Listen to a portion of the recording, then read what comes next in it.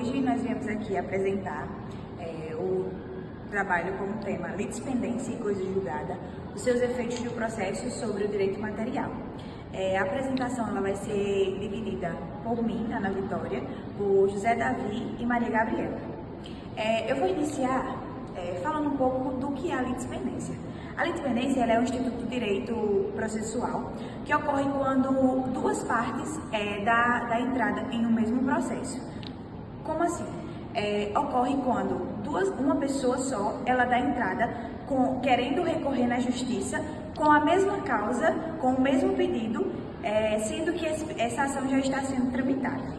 Essas partes elas são divididas em três, que é as mesmas partes que são o autor e o réu, o pedido, o que seria o pedido? É o que se busca obter daquele processo, e a causa de pedido, que é a situação fática que deu origem à demanda. Vamos falar agora um pouco sobre os efeitos que a litispendência ela causa no mundo do processo judicial. Esses efeitos, eles se dão, por quê? Porque a litispendência, ela é uma forma de extinguir o processo, sempre se ele for tramitado, se ele for entrado com a ação duas vezes seguida. No caso, a ação que tiver mais tempo, ela vai ser anulada e vai tramitar apenas uma ação. Se essa pessoa ela deu entrada duas vezes, ela tem uma grande chance de sofrer uma multa para que não haja duplicidade no processo. Então, se essa pessoa ela entrou com o processo duas vezes seguida, ela pode sofrer uma multa como consequência. O objetivo da litispendência visa garantir a segurança jurídica, evitando que o mesmo conflito ele seja tramitado duas vezes. Então, isso ocorre por quê? Porque no judiciário não ocorra decisões contraditórias. No caso, haverá dois processos tramitando com o mesmo pedido ou com a mesma ação, para que não ocorra no judiciário ações e decisões do juiz diferentes. Eu vou falar agora um caso concreto para que fique mais claro o que é a litispendência.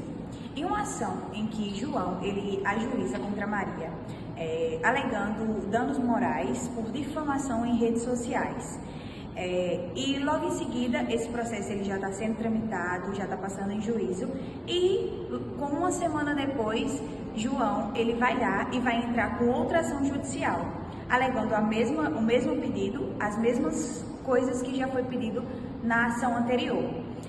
Então o juiz ele não vai aceitar esse segundo pedido porque a ação já está sendo tramitada.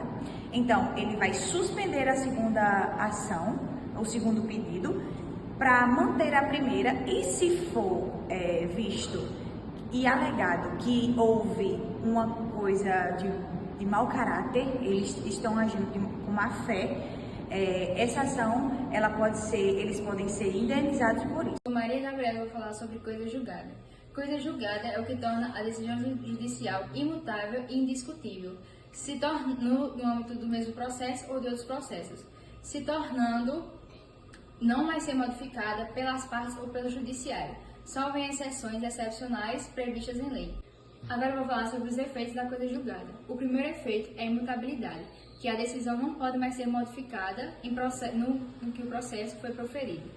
O segundo efeito é a indiscutibilidade, em que a matéria decidida não pode mais ser discutida em outro processo, entre as mesmas partes e sob o mesmo objetivo. O terceiro efeito é a estabilidade das relações jurídicas, em que garante as relações sociais e econômicas. E o quarto efeito é a autoridade, em que a decisão se impõe até mesmo contra o próprio Estado, impedindo que o judiciário reaprecie a questão. Casos de rediscussões das coisas julgadas.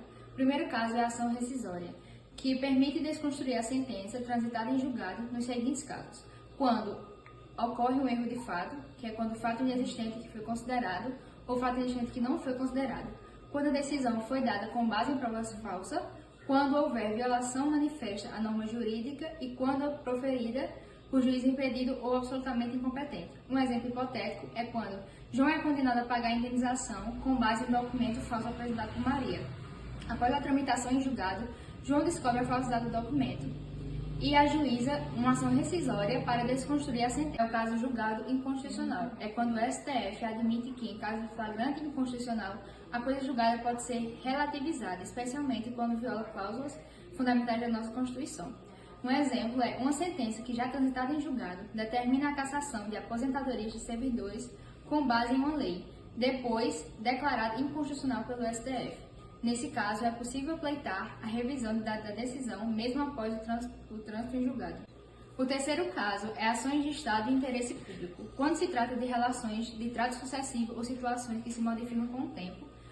A coisa julgada não impede a propositura de inovação se não houver alteração no estado de fato ou de direito. Um exemplo é, em uma ação de alimentos, fixou-se que José deveria pagar 30% dos rendimentos após o trânsito em julgado. José perdeu o emprego, pode propor uma ação revisional de alimentos, pois trata-se de uma obrigação do trato sucessivo, não afetada pela coisa julgada material. O caso é fraude processual. Se ficar comprovado que a sentença foi obtida por meio de conclusão entre partes ou a fraude, pode ser desconstituída. Um exemplo é, duas empresas simulam um contrato e ajuizam uma ação apenas para criar um crédito fictício e prejudicar terceiro. Se descoberto, pode-se ajuizar-se uma ação para anular os efeitos da sentença. Meu nome é José Davi e vou falar um pouco sobre os efeitos do processo sobre o direito material. Como é que funciona a ligação entre o processo e o direito material. Então, o processo é utilizado na justiça justamente para fazer com que os direitos materiais se efetivem, saiam do papel e se efetivem na naturalidade, ou seja, no dia a dia das pessoas. As pessoas buscam a justiça justamente para isso, para o que está posto na norma vire algo prático, né? Então, esses efeitos, essa ligação entre o processo e o direito material é dessa forma, em que o processo é um canal para que as pessoas cheguem ao direito material de fato, né? E alguns tipos de efeitos são. Então, alguns tipos desses efeitos principais, eu trouxe 3, que é o declaratório, o condenatório e o constitutivo. O declaratório, ele declara que há ou não algo, um direito. Por exemplo, se eu vou ao banco atrás de uma indenização que me foi cobrada pelo banco, mas eu não reconheço aquele pagamento. Então, é um efeito declaratório, onde eu vou à justiça atrás de que a justiça reconheça que eu não sou obrigado a pagar aquele valor. Já no condenatório, é de outra forma, onde eu vou à justiça em busca de uma imposição. Ou seja, se eu faço um negócio com alguém por algum bem, algum valor envolvido, então a pessoa não quer pagar aquele valor que foi acordado, então eu vou à justiça em busca de que a justiça imponha que aquele valor seja pago. A partir de que a justiça, se aquele valor não seja pago, haja alguma pena, algo a ser cumprido por esse terceiro. E no caso do último efeito principal que eu pesquisei, eu trouxe o constitutivo, que é quando a justiça vai entrar em ação para criar ou extinguir algo que foi feito. Nesse caso, um exemplo poderia ser o divórcio, que o divórcio é um contrato assinado por duas partes e, no caso, por um exemplo, se eu ou qualquer pessoa for à justiça em busca do divórcio, o juiz ali, né, quando for feito todos os trâmites necessários, ele vai assinar o divórcio e haver aquela meio que quebra ali daquele contrato que foi feito, o fim daquele contrato. Então, vai extinguir aquilo que era uma norma.